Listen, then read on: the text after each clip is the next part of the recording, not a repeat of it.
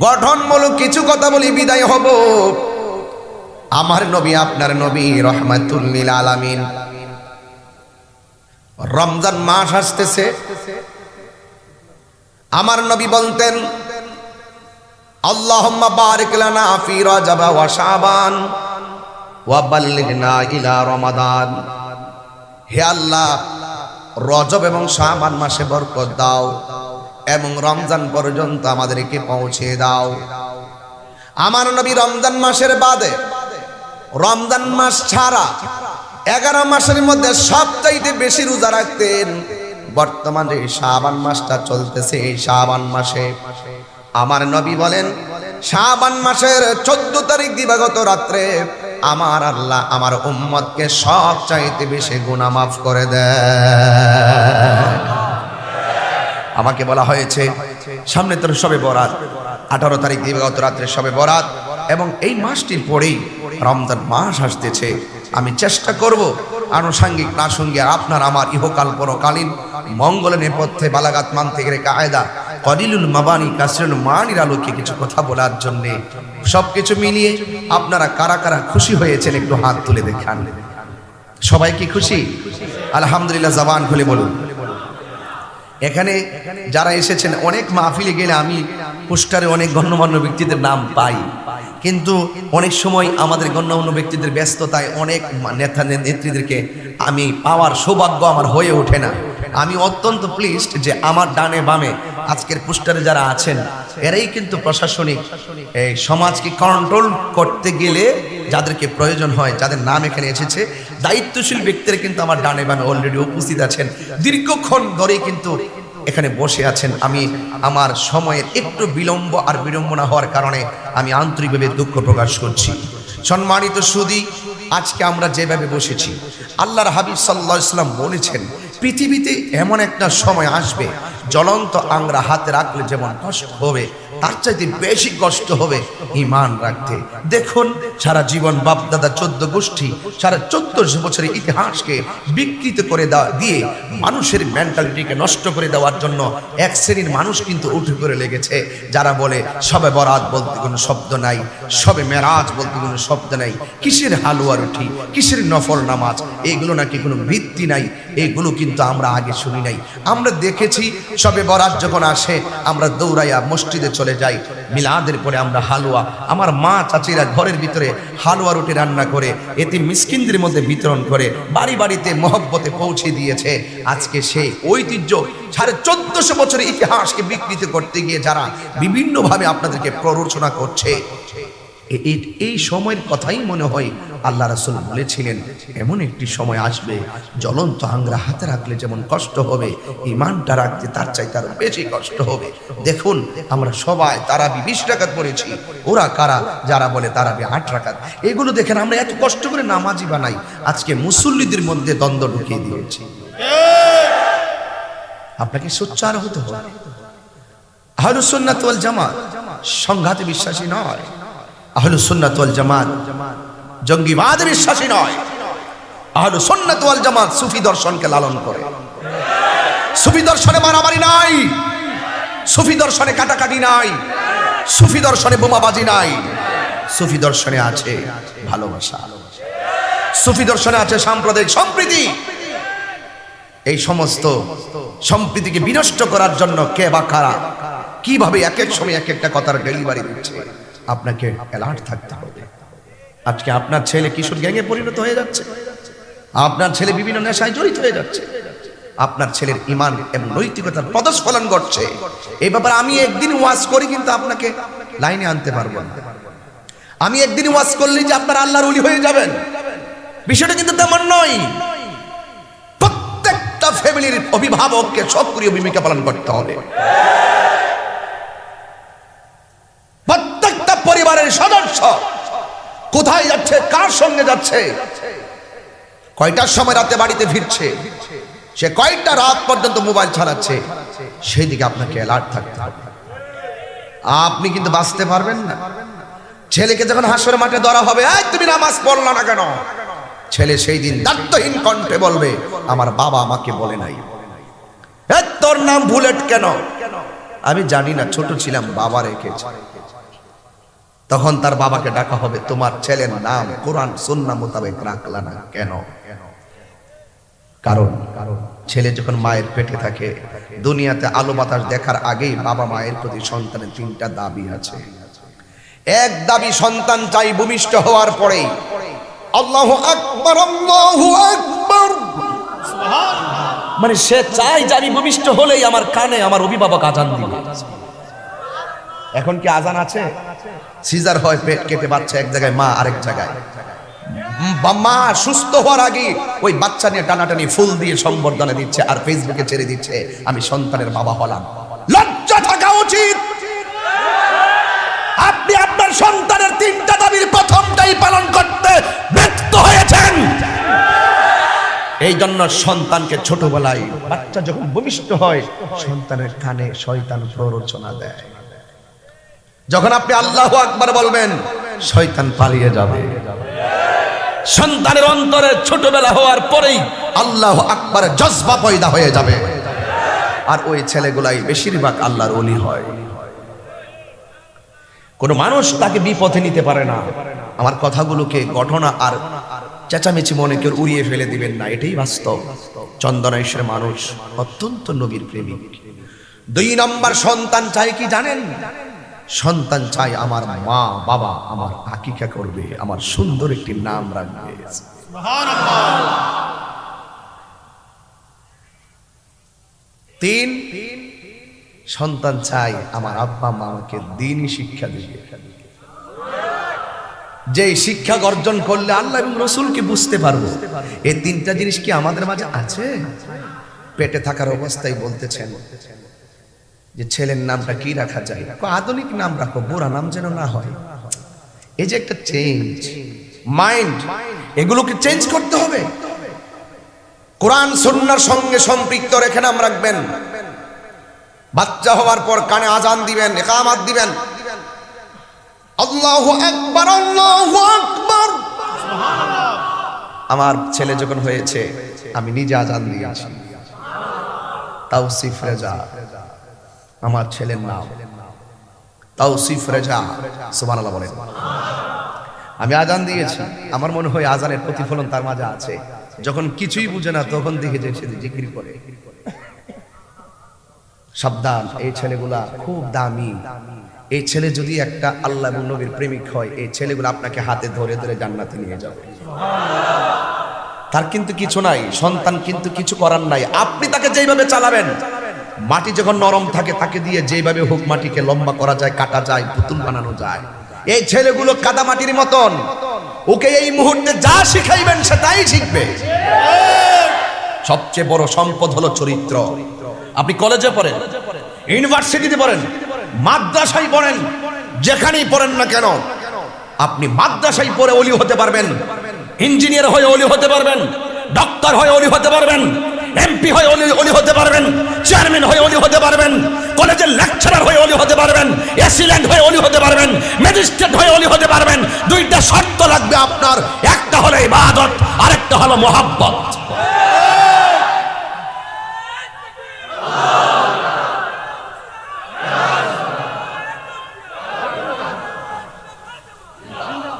কি দিয়ে আমি আপনাকে বোঝাবো? আল্লাহকে পাওয়া অনেক সহজ। আল্লাহকে পেতে গেলে লন্ডন যেতে হবে না, সিঙ্গাপুর যেতে হবে না। আল্লাহ কয় ওয়া নাহনু আকরাবু ইলাইহি মিন হাবলিল ওয়ারিদ, আমি তোর শাহরগের নিকটে। নবীকে খুঁজতে গিয়ে মক্কা মদিনায় যেতে হবে না। আল্লাহ কোরআনে বলছেন আন-নাবিয়্যু আউলা বিল মুমিনিনা মিন আনফুসিহিম, রাসূল তোর জানের চাইতে আরো নিকটে। সুবহানাল্লাহ। আমাদের নৈতিক পদস্খলন ঘটে যাচ্ছে মনে হচ্ছে কোনো না কোনো ভাবে। এগুলো হলে চলবে না। সবচেয়ে বড় সম্পদ হলো চরিত্র। চরিত্রকে গঠন করতে হবে। আর চরিত্র বিনির্মাণে, সুন্দর সমাজ বিনির্মাণে এই যে মাহফিলগুলো আয়োজন করেছেন, সেগুলো একটি অন্যতম ধারাবাহিকতা। আজকের মাহফিলে মানুষ আপনারা দিনের বেলায় যেভাবে চলে আসতেছেন, খাবার দাবার সব ফেলে দিয়ে, হ্যাঁ, এটা আসলে আখিরাতের জন্য নাজাতের উসিলা হতে পারে, ঠিক কিনা বলেন? এখানে শিরোনামে দেখেন লেখা আছে, আমি দেখেছি, সেই মনিরুজ্জামান শাহ রহমাতুল্লাহ, তিনি কে? একজন মুরব্বী। এরপর লেখা আছে ফয়েজ আহমদ মোতওয়াল্লি, তিনি কে? এবং আমেনা বেগম, একটা জিনিস খেয়াল করেন, এই যে ওনার বাবা এবং মা ওরা দুনিয়া থেকে চলে গেছে, তাই না? আপনি কি মনে করেন যে এই সওয়াবটা উনি যে পদক্ষেপটা নিয়েছে তার সওয়াবটা কি কবরে যাবে না? আমি বলছি না, আমার রাসূল বলছেন মানুষ মারা গেলে সব আমলের দরজা বন্ধ, তিনটা আমল যাবে। এমন সন্তান রেখে যাও যে সন্তান তোমার জন্য দোয়া করবে। এগুলো করেন। বাপ মাসকে কবরে হাসতেছে, আমেনা বেগম সহ ফয়েজ আহমদ, দেখেন নামটা মিলে গেছে, আমার দাদার নাম ফয়েজউদ্দিন শাহ। সুবহানাল্লাহ। গভীর মনোযোগ। আমি যতক্ষণ কথা বলছি আর ওয়াজের প্রয়োজন হয় না। যদি যতক্ষণ বক্তব্যের মতো যেই কথাগুলো বলেছি, আমার পূর্বে বক্তাগণ যেই কথাগুলো বলেছেন, শুধু এই কথাগুলো যদি আমল করেন আর ওয়াজেরই কোনো প্রয়োজন নাই। এরপরে যেহেতু অনেক দূর থেকে এসেছি, গঠনমূলক কিছু কথা বলি বিদায় হব। আমার নবী, আপনার নবী রাহমাতুল লিল আলামিন, রমজান মাস আসতেছে। আমার নবী বলতেন, আল্লাহুম্মা বারিক লানা ফি রাজাব ওয়া শাবান ওয়া বাল্লিগনা ইলা রমাদান। হে আল্লাহ, রজব এবং শাবান মাসে বরকত দাও এবং রমজান পর্যন্ত আমাদেরকে পৌঁছে দাও। আমার নবী রমজান মাসের বাদে, রমজান মাস ছাড়া 11 মাসের মধ্যে সবচাইতে বেশি রোজা রাখতেন। বর্তমানে শাবান মাসটা চলতেছে, এই শাবান মাসে আমার নবী বলেন, শাবান মাসের 14 তারিখ দিবাগত রাত্রে আমার আল্লাহ আমার উম্মতকে সবচাইতে বেশি গুনাহ মাফ করে দেয়। এই জন্য আমার যুবক, শুধুমাত্র শবে বরাতের মসজিদ ভরে গেল, বারান্দা ভরে গেল, বাহির পর্যন্ত মানুষ চলে গেল, মসজিদের মধ্যে 3 দাঁড়ানোর জায়গা নাই। কিন্তু ফজরের নামাজে অনেক মসজিদে দেখা যায় এক কাতারও মুসল্লি হয় না। কেন? শুধু একদিনের জন্য তো আল্লাহ তোমাদেরকে বানাই নাই, আমার আল্লাহ তো বানাইছেন দৈনিক 5 বার আল্লাহর কুদরতি কদমে মাথাটা নোয়াইয়া দেওয়ার জন্য। আমার আল্লাহ বলেন, ইন্নাল ইনসানা লাফি খুসর। আমার আল্লাহ বলেন, নিশ্চয়ই মানুষ ক্ষতিগ্রস্তের মধ্যে রয়েছে। 4টা গুণ যার মধ্যে থাকবে সে কখনো ক্ষতিগ্রস্তের মধ্যে পড়বে না। 1 নম্বর হলো ধৈর্য, যেই ধৈর্যের প্রমাণ আপনারা দিয়েছেন। 2 নম্বর হলো দাওয়াত। 3 নম্বর হলো আমল। 4 নম্বর হলো ঈমান। যদিও নাম্বারটা চতুর্থ বলেছি, কিন্তু হাকিকতে এটাই হলো প্রথম নাম্বার। যার ঈমান নাই তার আমলের কোনো দাম নাই। কথা বলেন ঠিক কিনা? আয় হায়, আমি বলছিলাম, আল্লাহ বলছেন, ইন্নাল ইনসানা লাফি খুসর, নিশ্চয়ই মানুষ ক্ষতিগ্রস্ত। আবার এই আয়াতের পরে আয়াতের মধ্যে আমার আল্লাহ বলেন, ইল্লাল্লাযীনা আমানু ওয়া আমিলুস সালিহাতি ওয়া তাওয়াসাউ বিল হাক্কি ওয়া তাওয়াসাউ বিস সাবর। সুবহানাল্লাহ। আল্লাহ রাব্বুল আলামিন বলেন, নিশ্চয়ই মানুষ ক্ষতিগ্রস্ত, কিন্তু যারা ঈমানদার এবং নেক আমল করে, হকের উপদেশ দেয়, ধৈর্যের উপদেশ দেয়, এরা ছাড়া যত মানুষ আছে সব মানুষগুলা ক্ষতির সম্মুখীন। এই জন্য যুবক, এই সূরার আলোকে মুফাসসিরিন কেরাম বলেন, এবং আমার নবীর একটা খণ্ডিত হাদিস শরীফের মধ্যে এসেছে, 4টা গুণ যার মধ্যে থাকবে সে কখনো ক্ষতিগ্রস্তের মধ্যে পড়বে না। আমার আল্লাহ যদি বলে ক্ষতিগ্রস্ত, পৃথিবীর কেউ তারে লাভবান করতে পারবে নি। পারবে? এই দিক দিয়ে আল্লাহ বলেন মানুষ ক্ষতিগ্রস্ত। আর আরেক জায়গায় আল্লাহ দেখেন বান্দারে কত ভালোবাসে। রিওয়ায়েতে আসছে, মানুষ হলো আল্লাহর গোপন রহস্য। ঠিক কিনা বলেন? লাকাদ খালাকনাল ইনসানা ফি আহসানি তাকবীর।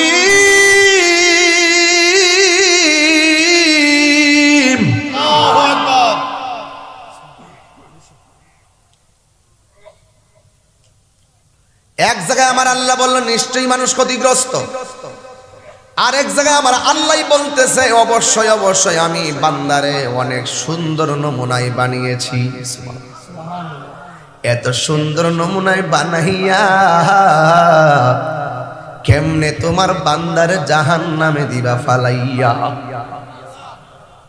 আল্লাহ বলেন বান্দারে তোরা আমার কাছে চা, আমি আল্লাহ অনেক খুশি। তোরা যখন তওবা করস আমি আল্লাহ অনেক খুশি। তোরা এমন গুনাহ করেছিস তোর মা জানে না, তোর বাবা জানে না, কিন্তু আমি আল্লাহ জানি। চোখের পানিটা ছাইরা শুধু আমারে কয় আল্লাহ গুনাহ করেছি আর গুনাহ করব না। আমার আল্লাহ রহমান নামটা কেন লাগাইছে আপনারা জানেন কিনা আমি বুঝি না। রহিম শব্দটা কেন লাগাইলো, গফুর গফফার কেন লাগাইলো? একটা কারণে লাগাইছে, আমার বান্দা বেখিয়ালিতে পইরা গুনাহ কইরা ফালাইতে পারে, যাইব কই আমি আল্লাহর দিকে তো ফিরে আসবে। আমার বান্দারা যখন ওই গুনাহগুলা যাই না, আমি আল্লাহর কাছে দুইটা হাত তুইলা চোখের পানি ফালাইয়া কান্না কইরা আসমানের দিকে তাকায়া ডাকটা মারবে আল্লাহ আল্লাহ কইয়া ডাকটা দিব। আমি আল্লাহ রাব্বুল আলামিন আমার রহমান নামের খাতিরে, আমার গাফর গফফার নামের খাতিরে আমি আল্লাহ তাদের জীবনের গুনাহগুলো মাফ করে দিব। জবানটা খুলে কোন গুনাহ মাফের মালিক কে? আর বড় করে বলুন না কে? এই জন্য বন্ধু ওই আল্লাহ বলেন নিশ্চয়ই মানুষ ক্ষতিগ্রস্ত। আবার আল্লাহ বলেন আল্লাযী খালাকাকা ফাসাওয়াকা ফাআদালাক ফি আই সূরাতিন মা শাআ রাক্কাবাক। আমি আল্লাহ বান্দারে যেমন চাইছি আমার পাশে থেকে নিয়েছিলেন বহুদে বসা জামাল ভাই বসা উপজেলার চেয়ারম্যান আওয়ামী লীগের নেতৃবৃন্দ, আমার সোলাইমান ভাই আব্দুল হাকিম ভাই সহকারে যারা আমার চেয়ারের দুই পাশে বসে আছে, এই মাথা নিচু করে রাখবেন না, আমাদের দিকে তাকান, একটা মানুষের দিকে তাকিয়ে দেখেন, এইভাবে গুনতে গুনতে গুনতে গুনতে ওই পাশে যান, দেখবেন একটা মানুষের চেহারার সঙ্গে আরেকটা মানুষের চেহারার কোনো মিল নাই। আল্লাহ আকবার বলেন। কেমন কারিগর আমার আল্লাহ, কেমন ডিজাইনার। বেশি লাগে না, নিজের আঙ্গুলের দিকে তাকায়া দেখো, একটা আঙ্গুল না থাকলে কত অসুবিধা লাগে, একটা চক্ষু না থাকলে কেমন লাগে। বন্ধুরে ওই আল্লাহ কত দয়াবান, আল্লাহ কত মেহেরবান।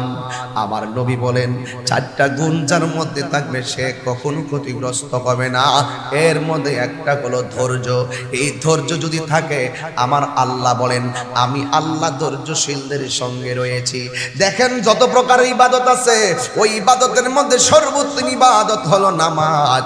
এই নামাজটার কথা বলার আগে আমার আল্লাহ ধৈর্যের কথা বলেছেন। সুলান ভাই ধৈর্যের কথা আগে বলছেন, নামাজের কথা বলার আগে ধৈর্যের কথা আগে বলছেন। এখানে হুজুর আছেন।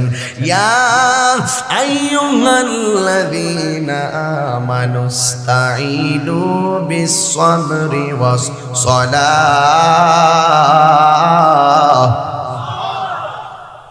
আল্লাহ বলে হে ঈমানদারগণ, তোমরা আমি আল্লাহর কাছে সাহায্য চাও বিস-সাবরে ধৈর্যের মাধ্যমে, ওয়াস-সালাহ এবং নামাজের মাধ্যমে।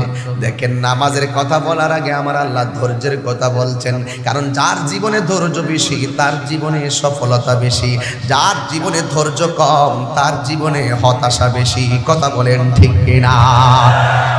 তাড়াহুড়া করা শয়তানের কাজ। তাড়াহুড়া করা হাদিস শরীফে আছে, তাড়াহুড়া করা শয়তানের কাজ, ধীর স্থিরতা অবলম্বন করা ইমানদারের কাজ। এই জন্য আমার নবী বলেন ইমানদারের তিনটা গুণ আছে। জবান খুলে কোন ইমানদারের কয়টা গুণ? আমি আজকে বইলা দিয়ে যাই চন্দনেশের মানুষ, এই তিনটা গুণ যদি আপনার মাঝে রাখতে পারেন দেখবেন আপনার জীবন ধন্য হয়ে গেছে। এর মধ্যে একটা হলো ইমানদারে খাবে কম। আপনারা কি খান, বেশি খান না কম খান? পেট না ভরার পর আরো খান, একবার খাইলেন আবার ফাস্ট ফুড যায় খান, আপনাদের খাবারের শেষ নেই। কম খাবেন, কম খাওয়া এটা ইমানদার আলামত। আর আমাদের দেশে কয় কি, দুনিয়াতে আসছি আর কি আসবো নাকি, ডাক্তার না করছে গরুর গোশত খাইতাম, কিন্তু জিহ্বা তো মানে না। কথা কোন ঠিক কিনা বলেন? কন্ট্রোল করতে হবে। বাঁচার জন্য খাবেন, খাবার জন্য বাঁচি না, খাওয়া বাঁচার জন্য খাই না। ইমানদারে খাইবে কম। 2 নম্বর, ইমানদার কথা বলবে কম। কথা কম বলবেন সংসারে, কথা কম বলবেন বন্ধুদের কাছে, দেখবেন আপনার গুরুত্ব বেড়ে যাবে। কথা বলেন ঠিক কিনা? বেশি কথা বললে গুরুত্ব কমে যায়, কম কথা বললে গুরুত্ব বেড়ে যায়। এ যুবকের দল, আমার নবী বলেন ইমানদারে 2 নম্বর গুণ, ইমানদারে খাবে কম। 3 নম্বর গুণ হলো ইমানদারে ঘুমাইবে কম। হিসাব মিলিয়ে দেখা যায় আমরার মধ্যে একটাও নাই, ঠিক কিনা? এই যে যুবক পোলাপান, এরা কিন্তু ঘুম কম। কোন সময় জানেন? রাতের ঘুম কম, কিন্তু ফজরের টাইমে কিন্তু এদের ঘুমটা বেশি। এই যে মোবাইল টিপতেছে, আমি তো খুব সাবধানে কথা বলতে হয়, কোন সময় কোন কথাটা ছুটে যায়, আবার ইডারে পুঁজি বানায়, আবার তাহিরে মামা আদালতে কাট করে দাঁড় করে দেয়। আমি খুব সাবধানে কথা বলি, এখন খুব কেয়ারফুল। পোলা পায় রাতের বেলা এইভাবে মোবাইল টিপতেছে, 12% চার্জ আছে। কয় পার্সেন্ট? 12%। কয় আজান হোক তারপরে ঘুমাবো, চার্জ লাগাই ঘুমাবো। মসজিদে মুয়াজ্জিন আজান দিচ্ছে, আর এইদিকে চার্জ আছে 2%, আর বাকি আছে কত? 2%, 98% শেষ। ঠিক আছে তো? এরপর মসজিদ ইমাম সাহেব বলতে, আর মুয়াজ্জিন বলতেছে আসসালাতু খায়রুম মিনান নাওম, ঘুম থেকে নামাজ উত্তম। আর তাই নিয়ে মোবাইল টিপতেছে, 2% থাকলো, নামাজ থেকে ঘুমই উত্তম। যে আরাম লাগতেছে, শয়তান তার ফায়ে টিপতেছে, ঘুমা ঘুমা আব্বু ঘুমাও একটু, হ্যাঁ হ্যাঁ ঘুমাও, আরেকটু পরে আজান দিছে মাত্র, আজান দিছে মাত্র, যা মাত্র তো আর আধা ঘন্টা সময় আছে, একটু ঘুমাইলো, মানে আরাম করে ঘুম পাড়াইয়া দেয়, এ পাস ঘুমাই যায়। আবার কিছু কিছু মুহূর্তে হচ্ছে কন্ত দেখি চিত্রটা চোখের পলকে পাল্টাই যাবে। দেখেন মোবাইল টিপতেছে, 2% চার্জ আছে, মুয়াজ্জিন আজান দিচ্ছে, ওকে দ্যাটস অল রাইট, একটু পরে মসজিদে যাবো কি যাবো না চিন্তা করতেছে, কিন্তু কয় না মোবাইলটাই দামি, মোবাইলটাই ভালো। মোবাইল দেখতেছে, হঠাৎ করে দরজার মধ্যে একটা আওয়াজ হইছে, জিজ্ঞেস করছে কে? আমি আজরাইল। মোবাইল কি আর চলবে? মসজিদে যাওয়ার সুযোগ আছে, ঘুমাইবার সুযোগ আছে। বুঝতে হবে আপনাকে, যেই কোনো মুহূর্তে আপনার জীবন পাখিটা উড়ে যেতে পারে। কথা বলেন না কেন? তা আপনি যে স্বপ্ন বুকে লালন করতেছেন যে আপনি একদম সব সময় থেকে যাবেন, আপনার চোখের সামনে গতকালের ঘটনা দাদা, আমাদের শায়েস্তাগঞ্জ ট্রাক আর বাসের মুখোমুখিতে অনেকগুলো প্রাণ চলে গেছে ইশারের নামাজের পরে, অনেকগুলোর প্রাণ চলে গেছে অ্যাক্সিডেন্টে, অথচ তারা নিজেরাও জানে না এখানে তাদের মরণ হবে। কথা বলেন ঠিক কি না বলেন? চলেই যেহেতু যাবেন, তাহলে আর অহংকার করে লাভ কি? লা তামশি ফিল আরদি মারাহা, জমিনে অহংকার করে চলা যাবে? সব সময় মৃত্যুর জন্য প্রস্তুত থাকতে হবে। রিলিফের মাল সরকার যখন চাউল কিংবা গম দেয়, তখন লাইন ধরে মানুষে দাঁড়ায়। এই যে সয়াবিন তেল এখন দাম একটু বাড়ছে, কেনার জন্য একটা লাইন ধরছে। লাইন ধরছে কিনা বলেন? এটা বিশ্বের বাজারে যখন মন্দা হয়, তখন কিছু দ্রব্যমূল্যের এদিক সেদিক হয়, হয় কি হয় না বলেন? তবে একটা জিনিস খেয়াল রাখতে হবে, 10 টাকা যদি বেড়ে যায়, কোনো দোকানদার যেন এটাকে আবার 25 টাকা করতে না পারে, 25 টাকা বাড়াইতে না পারে। এই জন্য আসলেন মহোদয় এখানে আছেন, এবং যারা প্রশাসনের লোক আছে সেই ব্যাপারে কড়া নজরদারি দিতে হবে। কথা কন ঠিক কিনা বলেন? বাংলাদেশের মানুষ হুজুগি বাঙালি, 10 টাকা বাড়াইলে আবার গোপনে এইটারে 25 টাকা বাড়াইয়া দেয়। এইরকম জুলুম যেন আবার সমাজে না হয়, ঠিক কিনা বলেন? এই জন্য যুবক ভাইয়ের আমার, খবরদার, আপনাকে বলছিলাম সাবধান, চলেই যেহেতু যেতে হবে। এখন রাসূল বলছেন 3টা গুণ যার মধ্যে থাকে সে কি? ইমানদার। সে কি? 1 নম্বর, সে কথা বলবে কম। আজকে থেকে কি কথা বেশি বলবেন না কম বলবেন? খাবেন কম, খাবেন কম। এমনি তো 1 সাইড বাকি রাখতে হয়, 3 ভাগের 1 ভাগ এমনি বাকি রাখতে হয়। ঠিক আছে তো? এগুলো সাইন্টিফিক ভাবেও স্বাস্থ্যের জন্য অনেক উপকার। দেখবেন আমার দেশে ডায়াবেটিসের রোগী আছে কিনা বলেন, ওরে জিজ্ঞেস করবেন যে আপনার 11 মাসের ডায়াবেটিসের কন্ডিশন আর রমজান মাসের ডায়াবেটিসের কন্ডিশনটা কেমন কোন তো দেখি। হুজুর এত খাবারই খাই কিন্তু রমজান মাসে খুব কন্ট্রোল থাকে, শরীরটা খুব আরাম থাকে। কেন থাকে জানেন? খাবারের রুটিনটা ঠিক থাকে এই জন্য। আর রমজান মাস সারা খাবার রুটিন ঠিক থাকে না, এখানে খাইলে আবার ওখানে খায়। এই জন্য বিজ্ঞান বলছে রোজা আসলে মূলত একটি চিকিৎসা। যদি কোনো সুবহানাল্লাহ। আত্মার চিকিৎসা হয়, আধ্যাত্মিক চিকিৎসা হয়, রূহানি চিকিৎসা হয়। আধ্যাত্মিক ভাবে যার মনোবল শক্ত থাকে শরীর এমনিই ভালো থাকে। পরিষ্কার? তাহলে এই কথাগুলো ফেলে দিবেন না ভাই। রমজান আসতেছে, প্রস্তুতি নেন, প্রস্তুতি নেন। আমি এই কথাই বলছি, মানুষ ক্ষতিগ্রস্ত বলেছেন কে? আল্লাহ বলেছেন। এরপরে আমার নবী বলছেন 4টা গুণ যার মধ্যে থাকে সে ক্ষতিগ্রস্ত হবে না। এর মধ্যে একটা ধৈর্য। নামাজ পড়ো, নামাজ কায়েম করো। নামাজের কথা বলার আগে আমার আল্লাহ বলছেন ধৈর্য ধারণ করো, কারণ ধৈর্য যার সাথে থাকবে ইন্নাল্লাহা মা'আস সাবিরিন। আল্লাহ রাব্বুল আলামিন ধৈর্যশীলদের সঙ্গে রয়েছেন।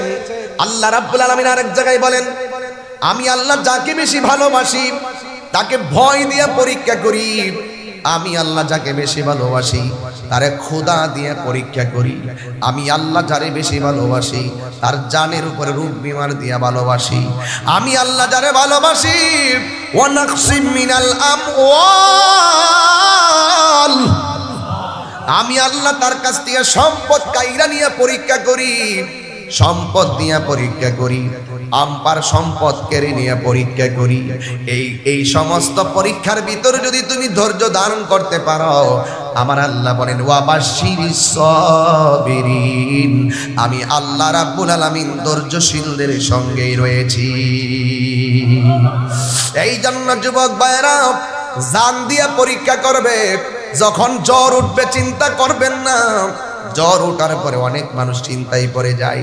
অথচ আমার নবী বলেন যার জ্বর ওঠে এই জ্বরের কারণে আমার আল্লাহ রাব্বুল আলামিন তার সগীরা গুনাহগুলো মাফ করে দেয়।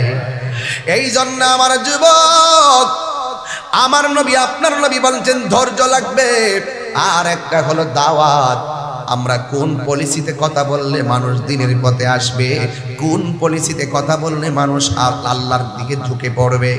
এই জন্য আমার আল্লাহ বলছেন উদউ ইলা সাবিলি রাব্বিকা বিল হিকমাতি ওয়াল মাউইজাতিল হাসানা। আল্লাহ রাব্বুল আলামিন বলেন মানুষদেরকে দিনের পথে ডাকবে, 2টা পদ্ধতি অবলম্বন করবে। একটা হলো সুন্দর ব্যবহার, আর একটা হলো হিকমত মানে কৌশল। কৌশল করে এক বিন্দু দিলে যেই কাজ হয়, বিনা কৌশলে কলস কলস জ্বাললেও সেই কাজ হয় না। এই জন্য আমার আল্লাহ বলেন হিকমতের মাধ্যমে মানুষকে দিনের পথে আনতে হবে, আর সুন্দর কথার মাধ্যমে মানুষকে আল্লাহ চিনাইতে হবে। কেন? কারণ লা ইকরাহা ফিদ্দিন, ধর্মের মধ্যে কোনো জোর জবরদস্তি নাই। কথা বলেন না ঠিক কিনা? এই জন্য আমি এখন ঘটনায় ঢুকে গেলাম, খুব দরদ লাগাইয়া শুনবেন। আমার নবী একদিন দাঁড়িয়ে আছেন, একটা ইহুদি আমার নবীর কাছে আসলেন। আসার পরে আমার নবী ডাক দিয়ে কয় তুমি জাতে কি? কয় আমি জাতে কইলাম ইহুদি। তবে একটা কথা মনে রেখো, আল্লাহর কাছে একমাত্র মনোনীত ধর্মের নাম হলো ইসলাম। কথা কোন ঠিক কিনা? আল্লাহর কাছে একমাত্র মনোনীত ধর্মের নাম কি? এ যুবক, আমার নবী ইহুদির ডাক দিয়া কয় শুনো, একদিন দুনিয়া ছেড়ে চলে যাওয়া লাগবে। তোমার পূর্বের পুরুষ চলে গেছে, আমাদের পূর্বের পুরুষ অনেকে চলে গেছে, একদিন তোমাকেও যেতে হবে। মনে রেখো ইসলামের। আমার নবীর গাল মুবারকে তাপড় মারছে গো। আরে বাপরে বাপ, নবীর সামনে হলো উমর। নাম কি? আমারে অনেকে বলে হুজুর নরম ভাষায় ওয়াজ করেন। সবাই আবু বকরের চরিত্র গ্রহণ করবে না, কেউ উমরের আদর্শ লালন করে। এই জন্য আমি নরম পারি না, আমি উমরকে ফলো করি। মারহাবা। এই জন্য আমি প্রায় মাহফিলি বলি একদিন তো মরে যাব কিন্তু লড়ে যাব। দেখেন উমরের সামনে আমার নবীর বিরুদ্ধে কথা বলার পরে উমর গেট কইরে তলোয়ারটা বাইরে কইরা কয়, নবী গো, আমার আব্বা আপনাকে পাগল বলেছিল, বাবার কল্লা ফেলে দিয়েছি, আর এই বিয়াদব আপনার গাল মোবারকে থাপ্পড় দিয়ে আমার কলিজাটা ভাঙা ফেলাইছে, ওর কল্লা আমি ফেলাইয়া দেব। রাসূল বললেন, চুপ, কিফ ইয়া উমর, থামো, সবর, ধৈর্য ধারণ করো। রাসূল মন তো মানে না, ঠিক আছে একটু অপেক্ষা করো। রাসূল আবার ইহুদির কাছে গেলেন, যাইয়া ইহুদির হাতটাকে এইভাবে ইহুদির হাতটাকে ধরলেন, ঠিক এইভাবে ধরলেন, ধরে আমার নবীর হাতে হাতটাকে এইভাবে রাখলেন, এই ঠিক এইভাবে রাইখা রাসূল এইভাবে তাকালেন। আর উমর মনে করতেছে ইহুদি যদি আবার বাম হাত ঘুরাইয়া নবীর বাম গালের মধ্যে যদি থাপ্পড় দেয়, তাইলে রাসূল যদি আমরা নাও বলে প্রয়োজনে দুজুকে যাবো ওরে মাইরা, কুশ থেকে তলোয়ার ভাইর করে দাঁড়ায় আছে যে যা থাকে কপালে একদম তার কল্লা ফেলে দিব। রাসূল পাক যা জানে উমর তো আর তা জানে না, রাসূল যা দেখে উমর তো আর তা দেখে না। আমার রাসূল বলেছিলেন, আমার পরে যদি পৃথিবীতে কোনো নবী আসতো সেই নবীটা হযরত উমর হইতো। আর উমর সেই উমর যিনি রাস্তা দিয়ে একবার গেলে সেই রাস্তা দিয়ে শয়তান যায় না। এত ইনসাফওয়ালা নেই বিচারক ছিলেন উমর, খলিফাতুল মুসলিমিন, পরওয়ার্দ জাহানের খলিফা ছিলেন হযরত উমর। এবার আমার নবী ইহুদির হাতটা ধরলেন, ইহুদির হাতটা ধইরা আমার নবীর হাত মুবারকে নিলেন। নেওয়ার পরে আমার নবী বলতেছেন, শোনো, আমি তোমারে দ্বীনের দাওয়াত দিয়েছি, আমার দায়িত্ব পালন করেছি মাত্র, মানা না মানা এটা তোমার ব্যাপার। বন্ধুরে আমার,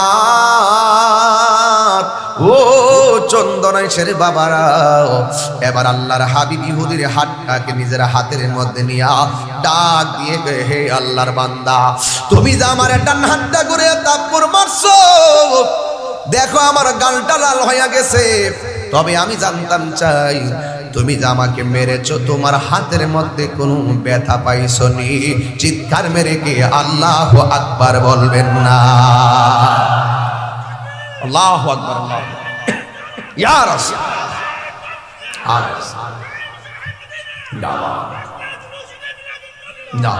আল্লাহু আকবার জোরে বলেন, আরো জোরে বলেন আল্লাহু আকবার। ইহুদিরে আমার নবী ডাক দিয়া কয়, তোমার হাতের মধ্যে কোনো ব্যথা পেয়েছো নি? এবার ইহুদিটা চোখে পানি ফালাইয়া কয়, এটা কেমন নবী রে, মায়ের খায় কিন্তু মায়ের দেয় না। আমার নবী কইছে, প্রতিশোধ নেওয়ার নাম ইসলাম নয়, ক্ষমা করে দেওয়ার নামই হলো ইসলাম। ঠিক কিনা বলো? তুই হাত তুলে বলো, ঠিক কিনা বলো?